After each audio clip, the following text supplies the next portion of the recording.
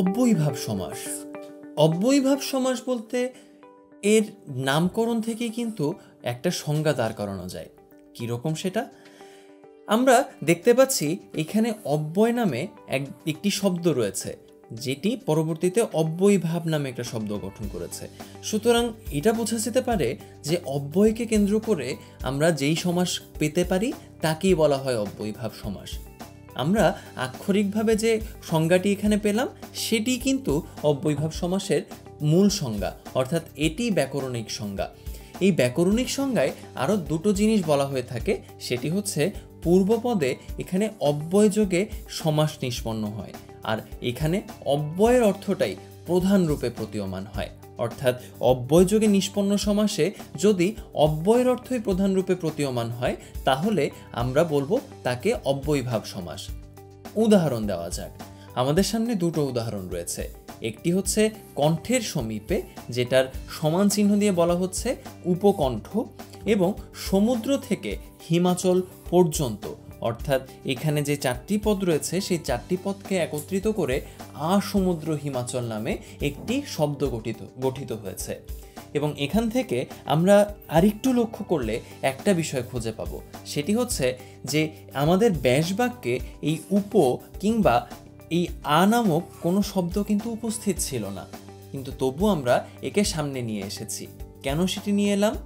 তার কারণ হচ্ছে উপ কিংবা আ এই দুটো হচ্ছে অব্যয় ঘটিত শব্দ বা অব্যয় ঘটিত শব্দাংশ। এই অব্যয় ঘটিত শব্দাংশগুলো এখানে যুক্ত হয়েছে বলেই এগুলো অব্যয়ীভাব সমাস।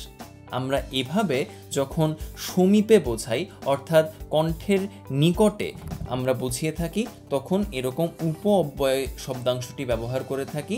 কখনো কখনো অভাব বোঝানোর জন্য আমরা নি অব্যয় শব্দাংশ ব্যবহার করে থাকি, আবার সাদৃশ্য বোঝানোর জন্য উপশব্দাংশটি ব্যবহার করা হয়ে থাকে, পশ্চাৎ বোঝানোর জন্য অনুশব্দটি ব্যবহার করা হয়ে থাকে।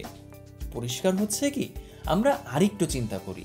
সামীপ্য বা নৈকট্য বোঝাতে আমরা বুঝিয়ে থাকি উপকূল, অর্থাৎ যদি আমরা বলি কুলের সমীপে, তখন আমরা যেই সমাসবদ্ধ পদটি পাবো সেটি হচ্ছে উপকূল।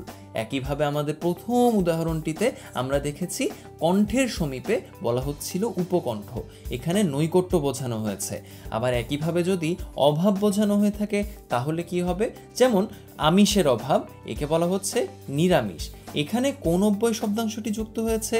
আমরা আগেই বলেছি যে নি নামে একটি শব্দাংশ অভাবের জায়গায় ব্যবহৃত হয়ে থাকে, সুতরাং এখানে নি শব্দটি যুক্ত হয়েছে। সাদৃশ্য বোঝানোর জন্য এখানে উপ ব্যবহার করা হয়েছে, যেমন শহরের সদৃশ্য বলা হচ্ছে উপশহর। একইভাবে পশ্চাৎ এটি বোঝানোর জন্য অনু অব্যয়টি ব্যবহার করা হয়েছে। পশ্চাৎ গমন, অর্থাৎ কেউ যদি পেছনে গমন করে তখন বলা হয় সেই ঘটনাটিকে অনুগমন। এভাবে আমরা বিভিন্ন ধরনের অব্যয় বিভিন্ন অর্থে ব্যবহার করে অব্যয়ীভাব সমাস গঠন করে থাকি, এবং সেখানে অবশ্যই অব্যয়ের অর্থই প্রধান রূপে প্রতীয়মান হচ্ছে।